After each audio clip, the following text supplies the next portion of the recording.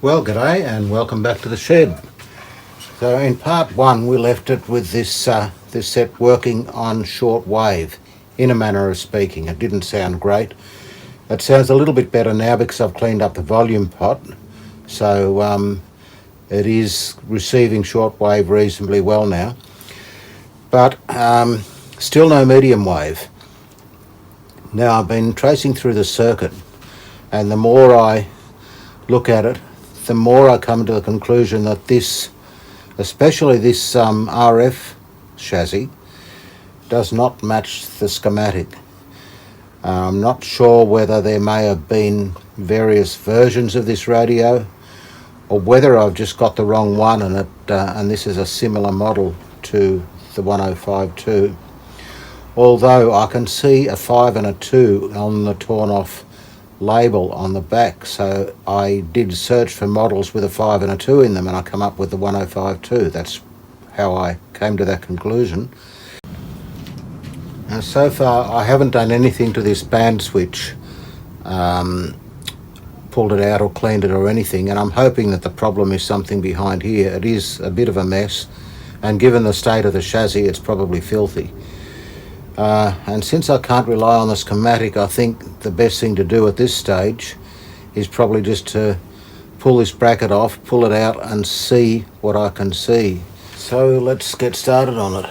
Take the knob off first. It's a lot easier with the chassis out of the cabinet. Okay, so we have 2 screws here, and I think I can actually get to the inside of them. They have nuts on them.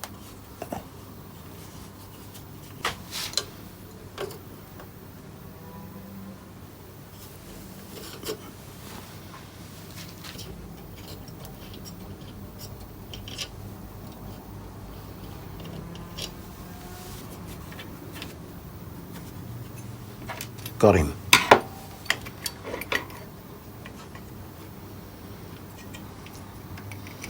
Okay, so let's see what horrors lurk under here. It seems to be a bit easier to work on its side, but I found I've earthed a capacitor to the bracket here, and I've used a pigtail here, so I should be able to just melt that and pull it off. Again, this capacitor bears no relationship to the component diagram at all.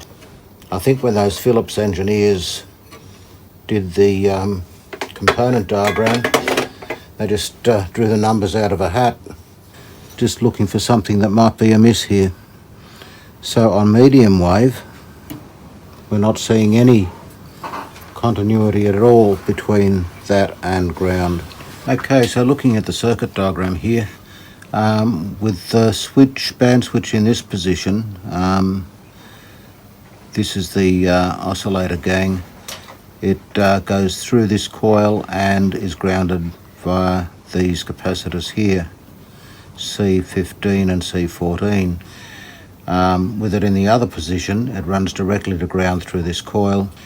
That suggests then, because I'm seeing a short to ground here, that this is the short wave and this is the medium wave switch. So this is the bit that's not working. Now we have this cap to ground there. That's an adjustable one, a trimmer. Goes through the coil, and we've got these 2 here. C15, maybe a dud. I don't know where it is. I'll just see if this coil has continuity, if I can work out where the hell it is. Well, having run out of other options, I've decided I'm going to need to take this band switch apart. I can't get at the back of it without removing some of this wiring. So I've made myself a diagram. Hopefully that will help me, and taken lots of photos. So here goes.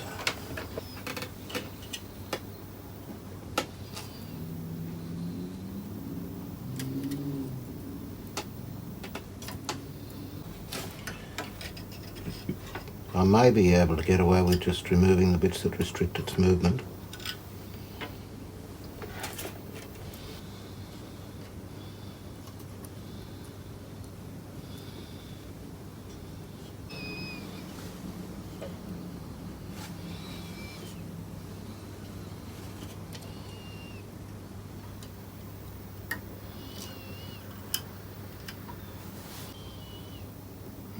seeing anything especially horrible there. Quite a bit of dirt down the bottom, it could have been arcing. I've just about got it all back together now.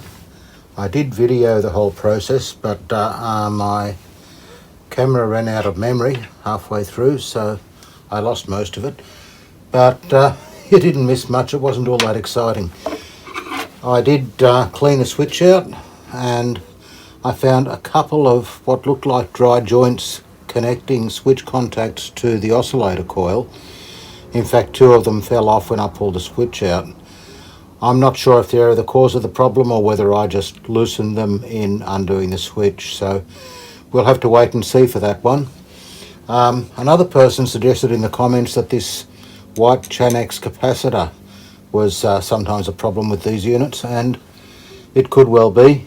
I notice it's got a little bit of cracking on the underside, you can't see it now.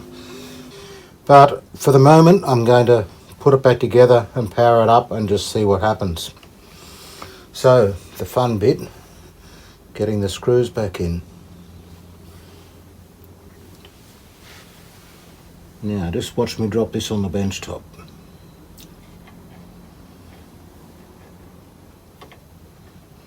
And it's not going through that hole properly because I tightened the top one up and didn't leave it any wriggle room. Yeah, and now I've dropped it on the bench top. Okay, I knew that was going to happen. And we'll try again.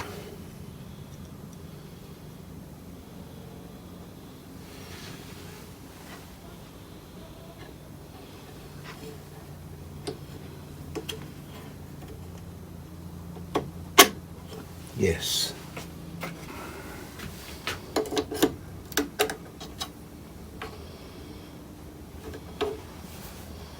Okay, so I've checked the switch off against my little diagram here, and also against the pictures. I can't see that I've made any mistakes, but just in case I'm going to fire it up on dim bulb.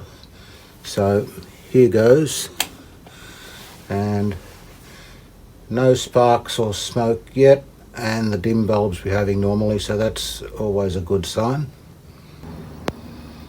The dim bulb's brightening up again now as the tubes start to conduct, and I'm going to go to full power.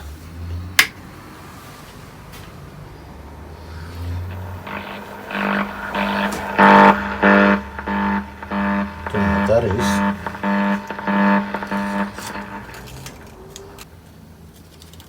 Obviously some kind of interference.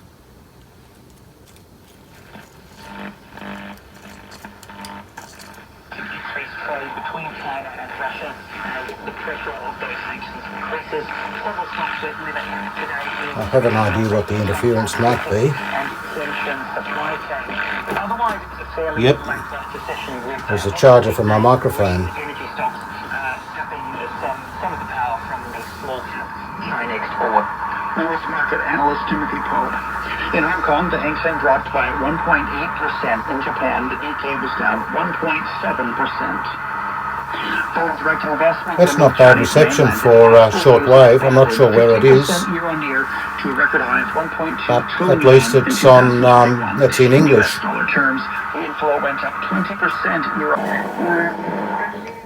Okay, so I'll put it on medium wave now.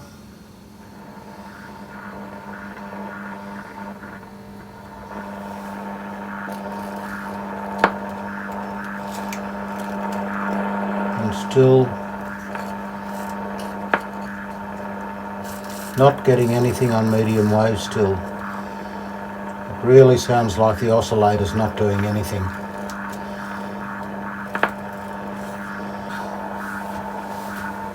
So I guess I have to look a little bit further. I might try this little Chanex cap here, see if that does anything. It's an easy fix if it does. If not, I think we're in for a spot of circuit tracing. Okay, well I've just clipped this Chanex capacitor out and replaced it temporarily with 330 puff disc capacitor. So I'll fire it up and see if it's made any difference. I'm not very hopeful, but you never know your luck. Put it on medium wave.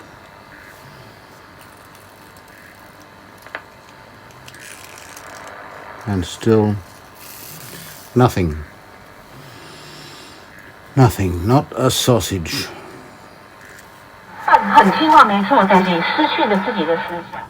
Well, it's still working on shortwave.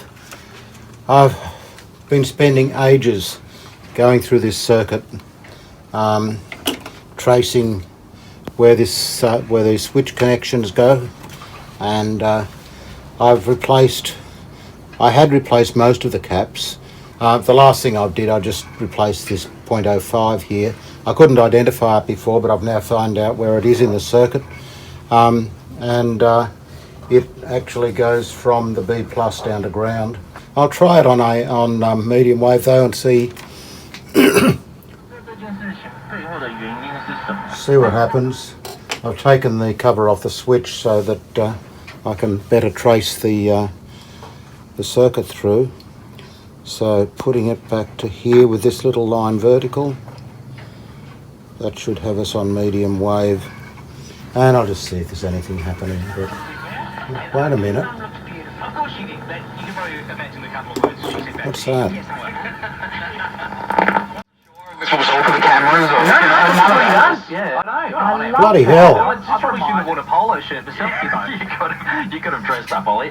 It reminded me, though, of just people of a certain age back in the day when they would dress up. Oh, gee. Absolutely. My mum used to wear glasses, Well, I'll be. stockings and a hat. And how good are the photos from back in the day? That's amazing. I want to see what else we can get.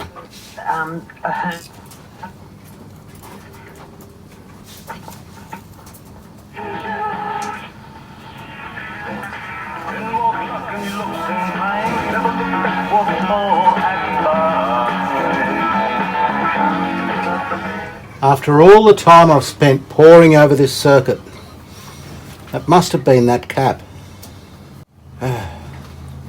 Well, I think I'll go and have a victory cup of coffee and come back, and we'll put all this together, and yeah, well, we'll see where we go from there, but it'll obviously need a good clean up, get the cabinet organised. I was beginning to think I was not going to make this thing work. I really was. Woohoo! Just tidying this up a bit here. This is the little 330 puff capacitor that I used to replace this Chanex. I was going to put the Chanex back into the circuit and see if it worked, but a wire broke off it in the process. I don't know if you can see that, it's quite swollen and cracked on the back, so possibly it wasn't any good. I'd like to think so anyway.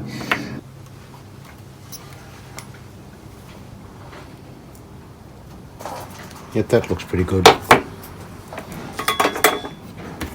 I'll just bend him out a little bit. I have to think about stray capacitance with these wires.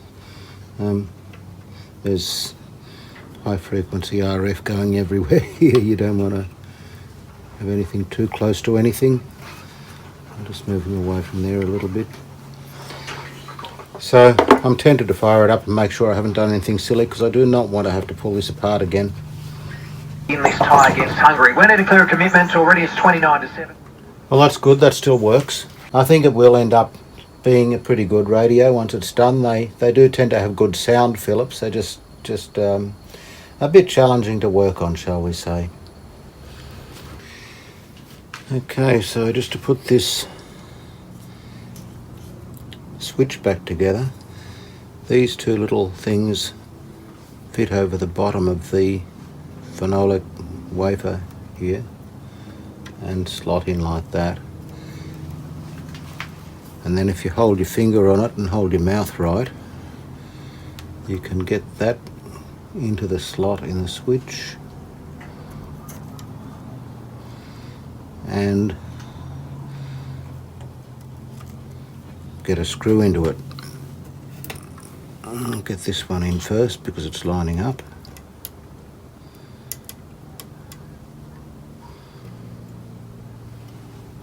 A lot of the work on this would arguably be done a lot easier if you could lay the chassis flat, but that isn't really an option without taking it all apart, disconnecting the wires, etc. So not doing that. Oh, the little thing's dropped out. Bugger. So there's still the likelihood that we will see more extreme rainfall. I am noticing that there's a problem with this trim pot here. La Nina in a row that we've seen, and it's not really uncommon to see 2 back-to-back La Nina summers. I think I'll have to take that off and find out what's going on with it. I'm just about to take this little plate off and have a look at this trim cap that's obviously got a bad connection in it. But I thought, before I do that, I'll just check the voltage on the oscillator coil at the base of the coil, and I probably won't see that. I'm now getting 191. Before I changed that capacitor, I was getting about 182, and I thought that was probably okay. What I don't really understand is why it worked on shortwave and not on medium wave, because that capacitor is just across the B plus going into the bottom of the oscillator coil. It should affect both equally. Anyway, that'll have to remain one of those mysteries. I don't really know. I'll just pull this out. I'll better cut the power before I go messing with it. And we'll see what's going on with this trim cap. Now, I've got the plate off here. I can't see anything immediately obvious, but I'll desolder it, take it out, see if I can find anything wrong with it there. Maybe just it needs a clean up, I don't know. I've cleaned it up. There's no shorts in it as I wind it in and out, nothing like that happening. So I'll put it down to a possible bad solder joint, put it back in.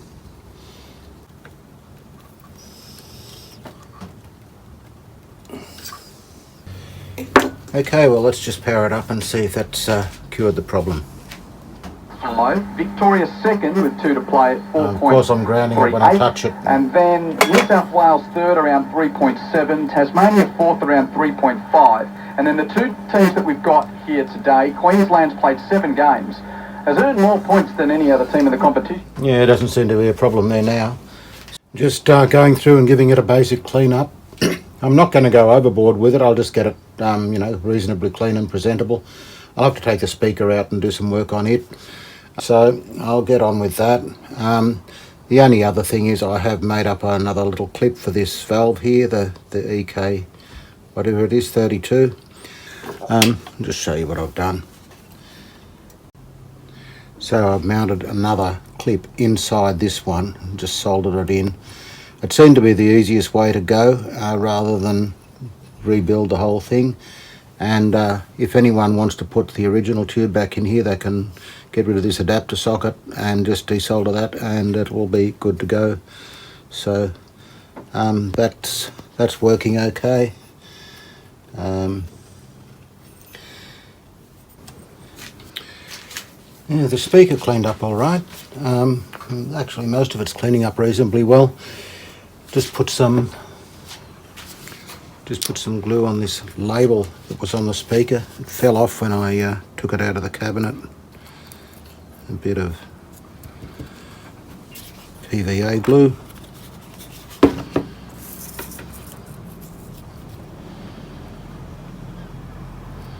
I don't know if this is the best thing for it. Probably. It'll stick it anyway. It'll be alright. It does take a little while to dry though.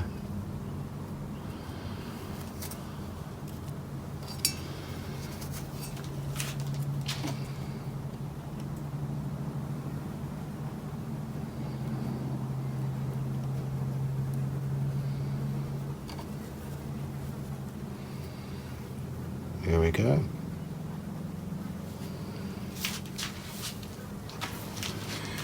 So there are a few little holes in the speaker, not enough to affect it badly.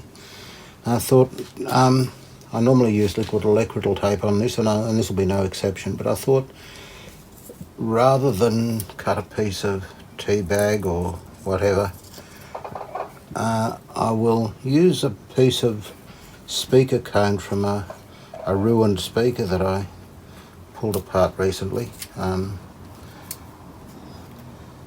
and see if I can use that to patch it up. Now hopefully the profile of this will just fit in there nicely.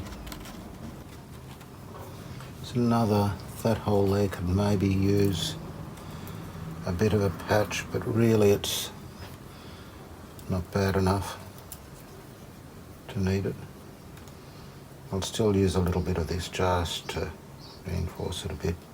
It's only a tiny piece, but it should make the repair a bit stronger.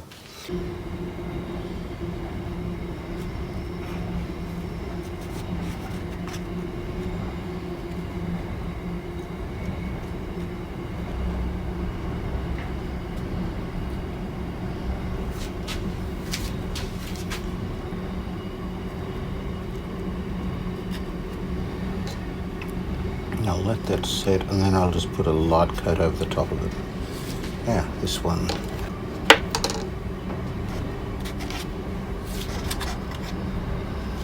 Trying to pick it up is not easy.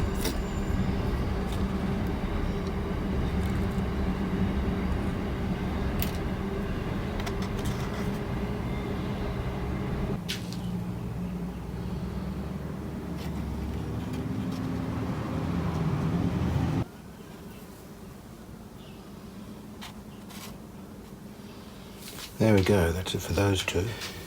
Well, I've done most other things. It's now come to the point where I'm going to have to do something with this dial cord. The dial drum cord, the string, goes in first, so I can put that on before I put the chassis in the cabinet. Clean it up a little bit. And so I'll put it in the fully closed, fully meshed position. And I need a way of marking the position of that. Okay, I've marked it on the back with paint in such a way that sighting along the tuning cap, this will be level with the top. Okay, here we go. Just turn this around a little bit. And this should just slide off. Should, doesn't, but should. There we go. Okay, so the wire at least is still intact. It's just a matter of ravelling it the way that it's supposed to go. We'll go through this way, no doubt. Okay, well I've cleaned up and painted the baseboard, and I guess the next step is to try and screw the various chassis to it again. I'm not going to film all of this because it will be long and tedious and possibly contain some bad language, so I'll just get started here. Put the screw up through the bottom. Okay, so now we come to the part that I've been least looking forward to, stringing the dial. Now I've cut this piece of dial cord to the exact length of the old broken cord and checked it against the measurements, and I forget what it was supposed to be, but it's pretty much right. I'm allowed for a little bit of stretch in it because this nylon cord's a little bit more stretchy than the I suppose cotton cord that we had before. Now this has to go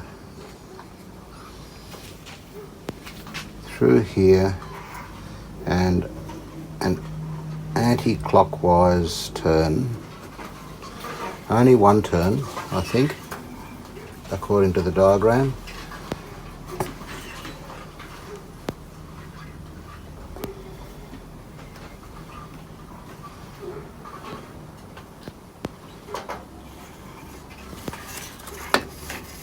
I've lubricated that and then cleaned all the excess oil or whatever off so it won't get on the string.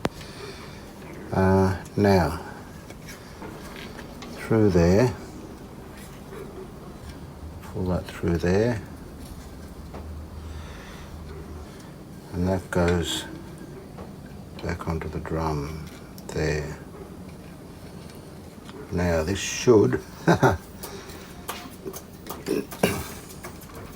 it almost reaches, which is probably a good thing. There. Okay. Oh, and that's down there like that. Okay. I'll just move it back on and turn it. That's awfully tight. It's stretching a string.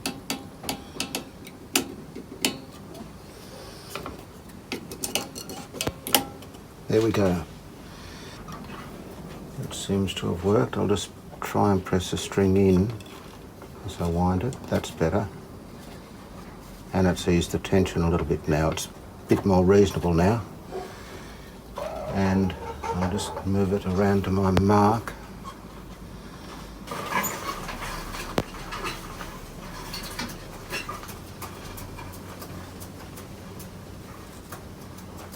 That's it. Now if I just tighten the screw, which is actually accessible,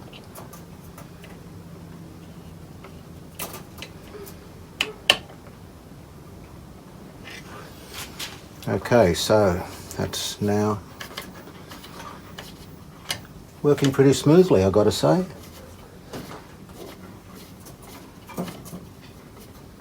Comes to a nice clunk at the end of its travel. Okay, and that is fully meshed, I think.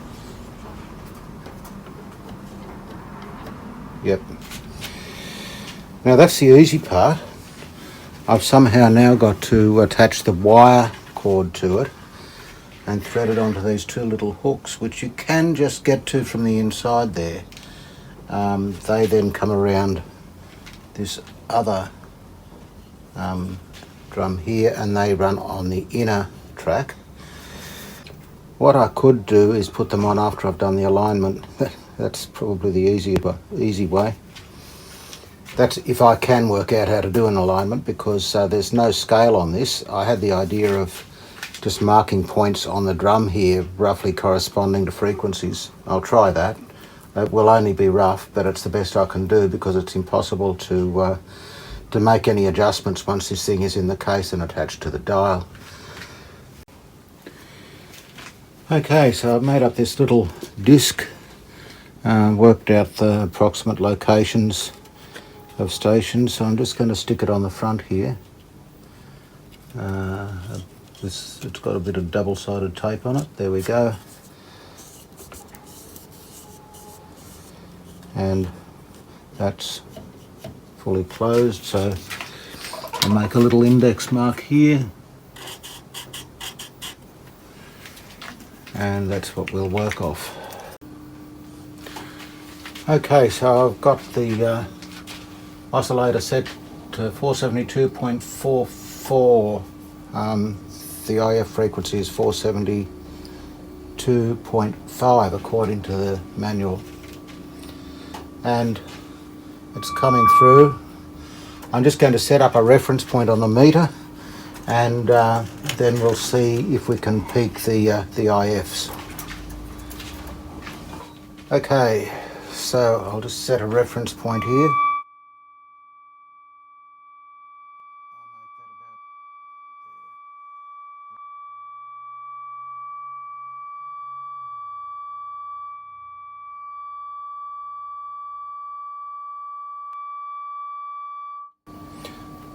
Okay, well that seems to have them peaked on both sides.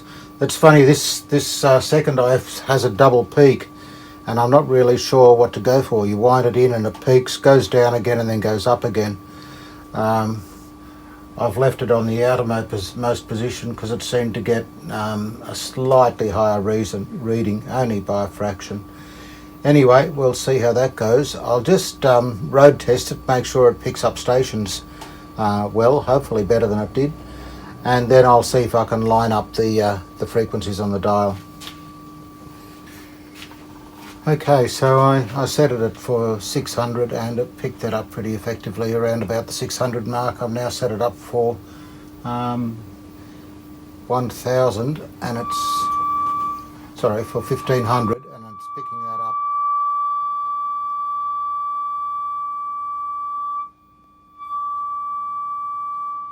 pretty much at the end of the scale. I might be putting in too high a signal. I'll try a low level signal.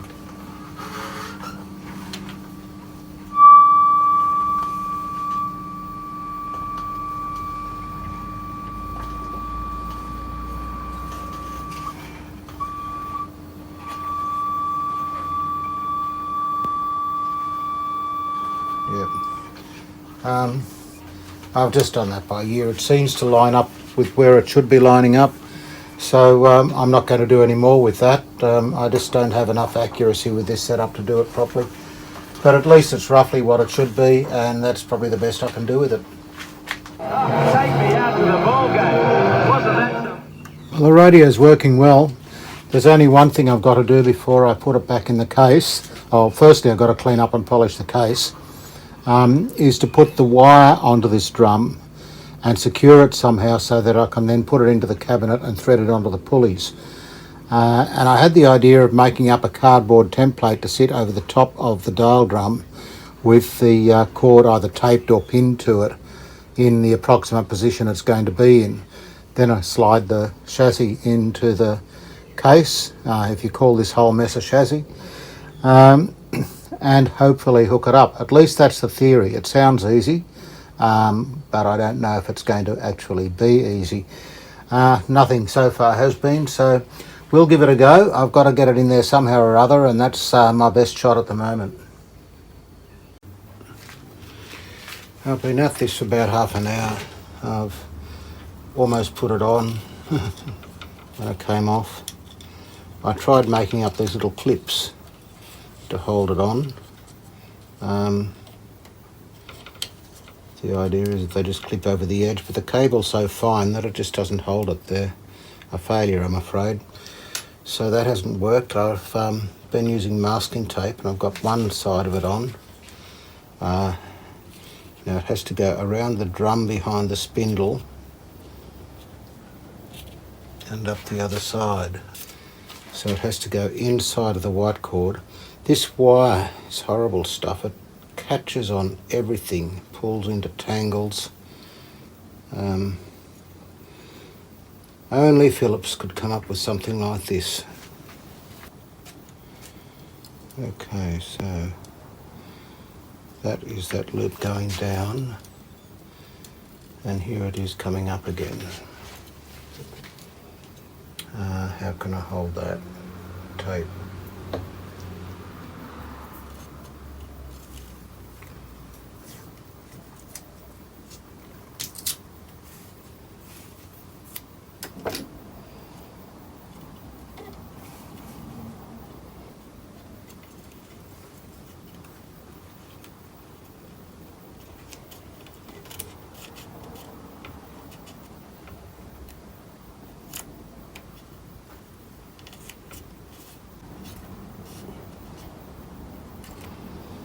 All right, now looking at the diagram,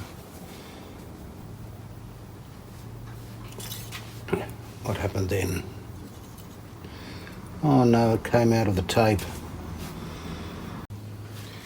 Okay, I finally got it around the drum, and I cleaned the edge of the drum with starting fluid to make the sticky tape stick better, and that seems to have worked. And I've now got it looped around the chassis and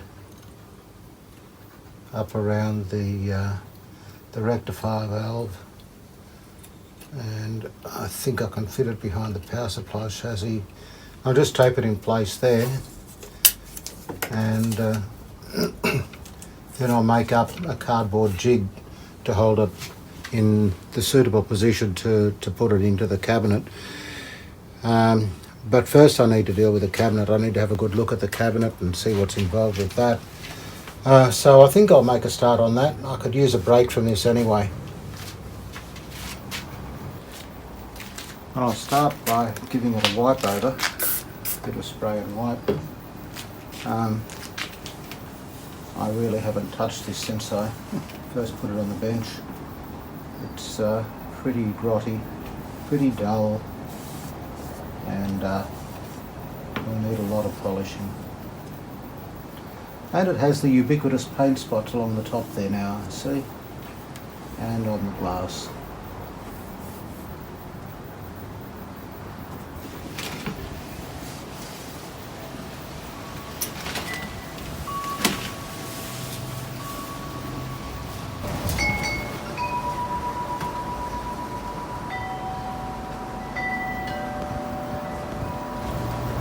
See the colour that's coming up when it's wet, but it is going to hopefully look nice. I can't see any variation in the colour, it's just a uniform brown. It's a little bit disappointing, but what do you expect, I suppose.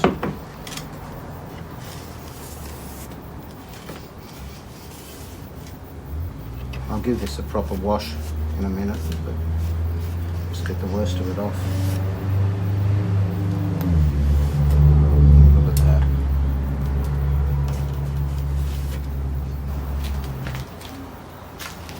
Well, I guess the first thing will be to get the dial glass out, so I'll do that.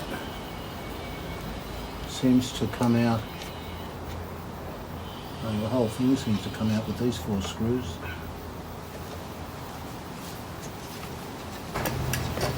So the plastic, I guess that's the diffuser, comes out. And glass behind it. Oh, that seems to be a bit stuck.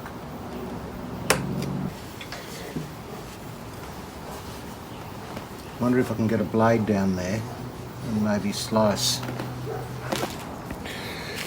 This dissolvent is good for dissolving all manner of things, so it even takes off contact adhesive. So I'm going to try and get it down the edge of the glass there.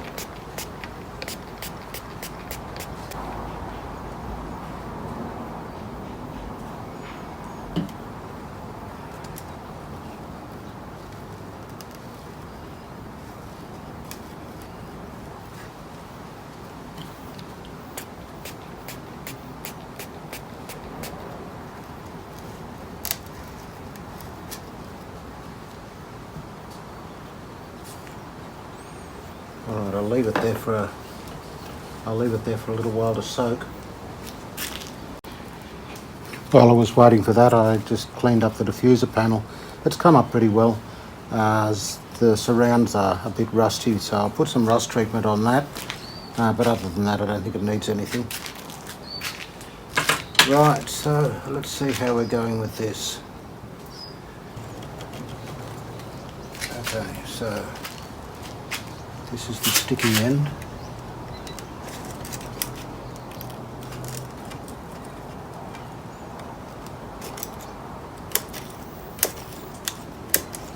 That feels somewhat softer. I think the dissolvent has done something.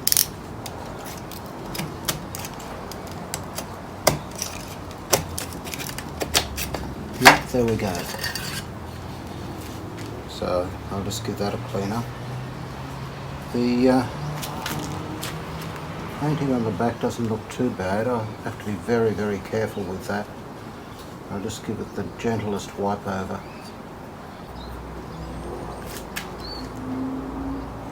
Put it down there where no harm will come to it. The other thing to do is to remove the speaker baffle. And I think that can be removed without any great dramas. I notice there's this large peg here, I don't know if you can see that, and that explains a mystery hole in the chassis that I couldn't work out the purpose of. It had a perished rubber grommet in it, and that's in the RF side of the chassis and goes through a hole just below the tuning drum, and I think that must be additional security to hold it in place. The RF chassis is mounted on rubber grommets, whereas the rest of it's just bolted hard to the wooden baseboard. I don't know why they did that, but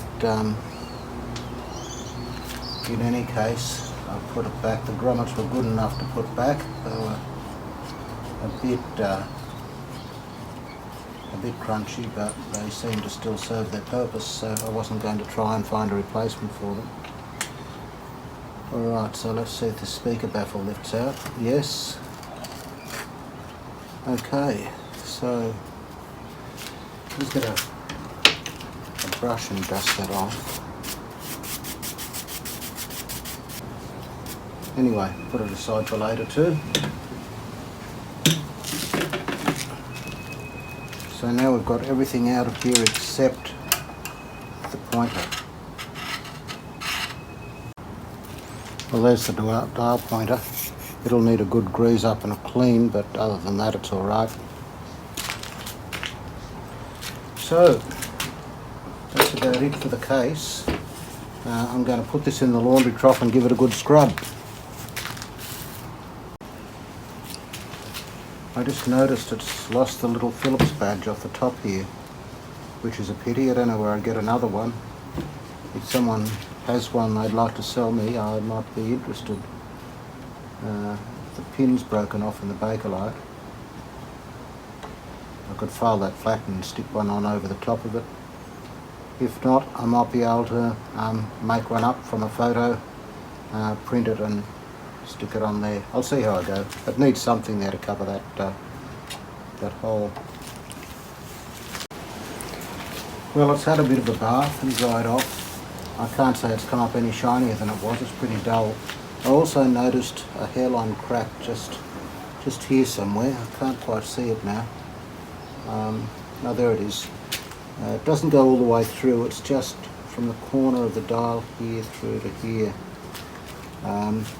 So I'll have to stabilise that before I go any further with this. So I'll probably use underneath here bicarbonate of soda and super glue. I've seen that used to good effect. Now, it does make a very strong bond. It's a bit fiddly to use though, but everything to do with this radio is fiddly, so that's alright. Okay, I've moved it so that the crack is in the sun so I can see it. And I have my tube of super glue, which once opened will never be usable again. You need the cheap super glue for this, the runny stuff. The gels and whatever don't work as well. Okay, so I'll just put a little bit along the crack there.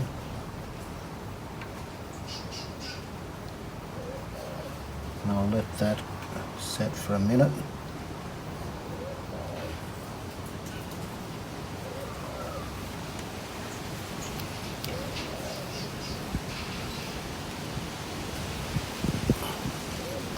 I'll just get a little bit of bicarb.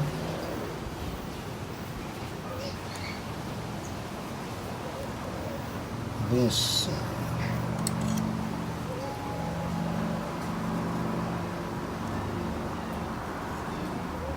the bicarb catalyses super glue pretty much instantly, so that will now be hard. I'll just brush off the excess. Be a rock hard join there. I've been looking for a lazy way of polishing this. There's usually quite a lot of effort involved. What I've come up with is a sock over my sander here. I've taken the sandpaper off. It's got a little Velcro pad on there which holds the sandpaper on, and that grips the sock pretty well. So bit of auto sol metal polish, just smear it around,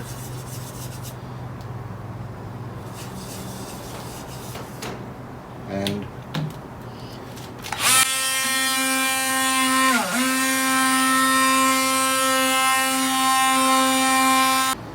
just put some on those little paint specks and see if it takes them off. Otherwise I might have to use some fine steel wool on it.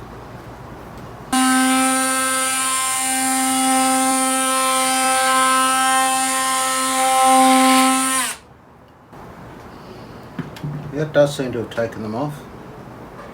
It's good. I'll let it dry a bit and then I'll buff it out, see how well it comes up. So I've gone over most of the cabinet with that. The finer details I'll do by hand, but the flat surfaces I've done. and to buff it I'm going to use this microfiber cloth over the same sander. Don't know how this will work, but we'll give it a go.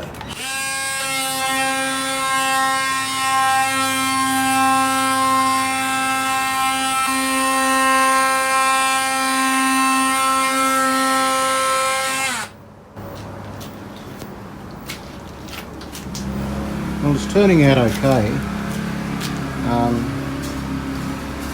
I really think using that sander was a waste of time. I went over it again by hand and got much better results, and it was probably just as easy.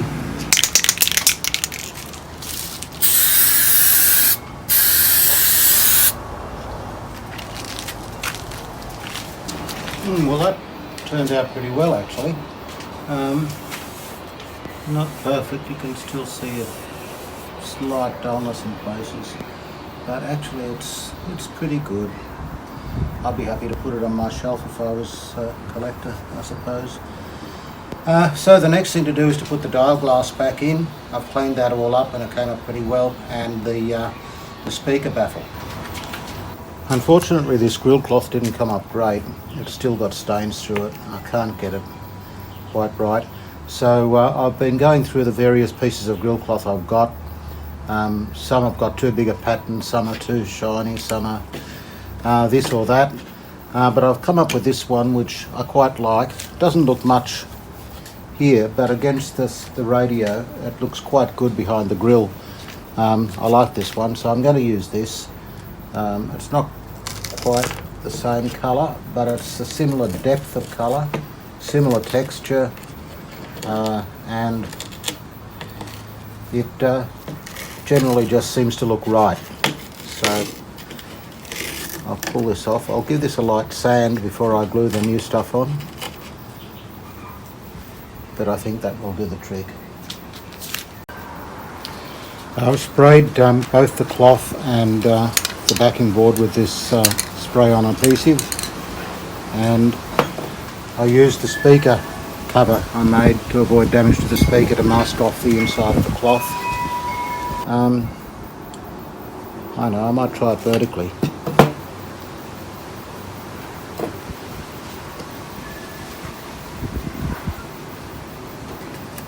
Okay, so stretching this across the top here.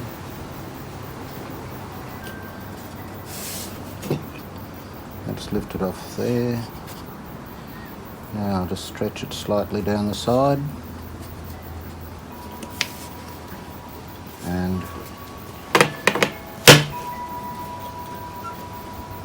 same on this side, and just pull it down the bottom a little bit. And here we go.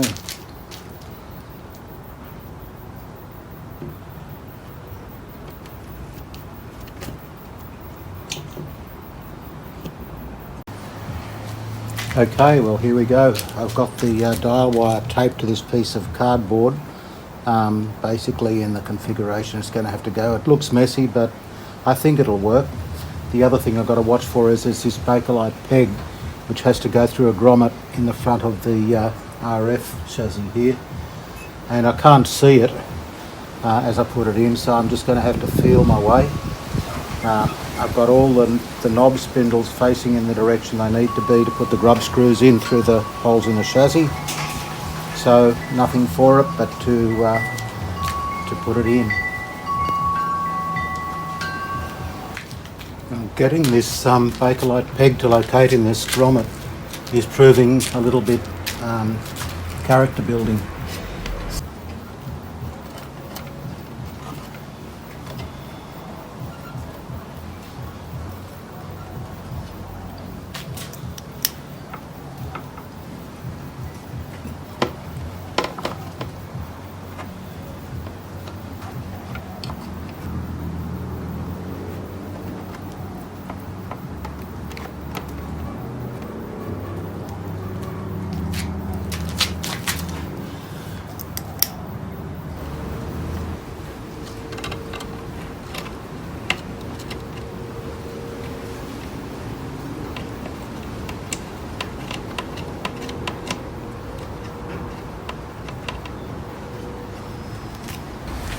Well, I can't put it off any longer.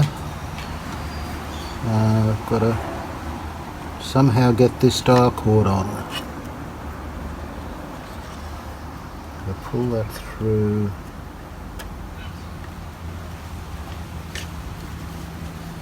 My tape on the cardboard. I can just about get it around this pulley. No, it's come off. Hang on, I'll just get him around there. Okay, so that's on. But as soon as I let it go, it's going to jump off. Alright, piece of masking tape at the ready.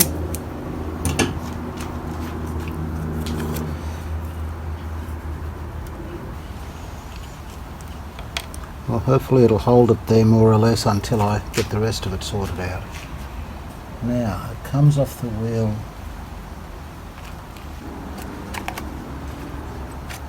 And if I hold it there with that finger, I might be able to get it on the pulley with the other hand.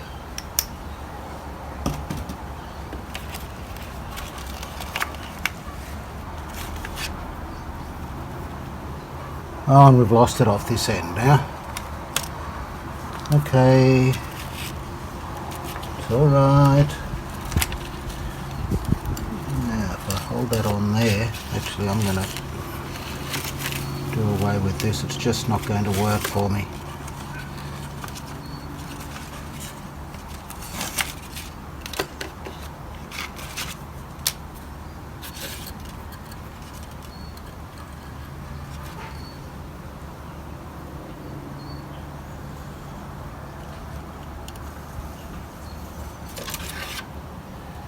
That's got a little kink in it. I don't want that to happen or it'll snap. And then there will be hell to pay. That top wire goes along there.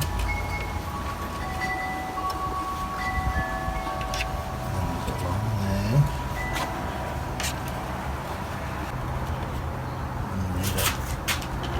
And chopsticks are useful things.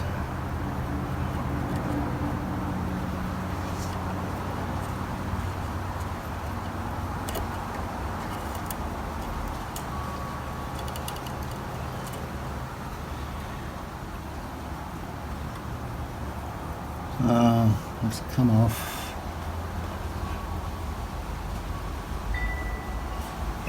The drum. How am I going to fix that?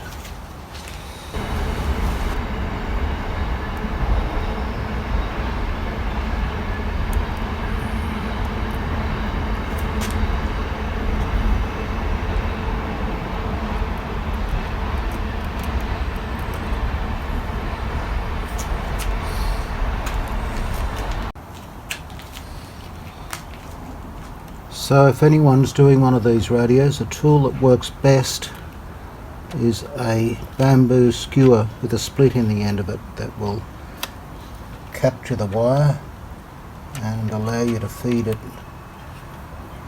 more or less where you want it to go.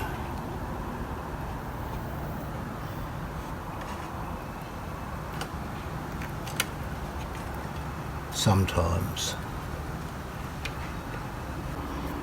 Okay,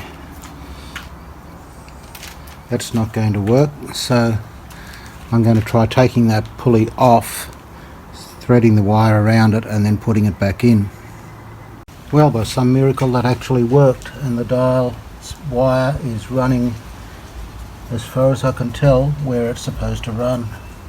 Now it says to adjust the pulley on the right until the little spring hook inside the dial drum is halfway between its stopper and the edge of the drum. How you're supposed to do that, I really don't know, because I can't see how I can see the little hook inside the dial drum to tell where it is. So I'll adjust it to put a bit of tension on it and hope for the best. The Phillips manual should just tell you what pitch to tune this to.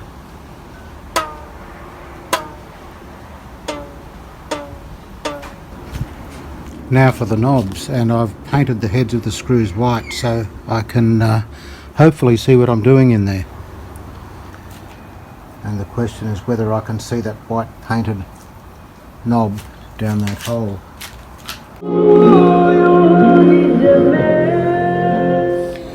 That's on shortwave. There's so many shortwave stations. This thing has a really strong front end, and you just tune across the shortwave band and there are hundreds.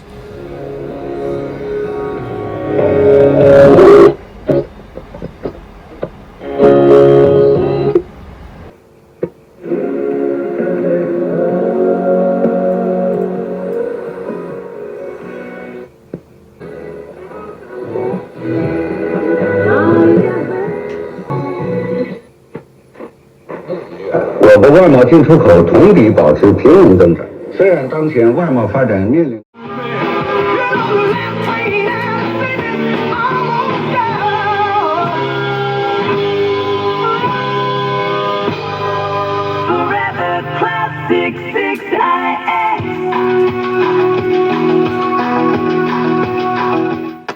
Well, finally it works. It looks pretty good and it sounds pretty good too. This wasn't an easy restoration. In fact, everything about it was difficult. Those Philips engineers have a lot to answer for. Anyway, thanks for watching, and I hope you've enjoyed watching me struggle with this old wireless, and I hope you can join me in the shed for my next project.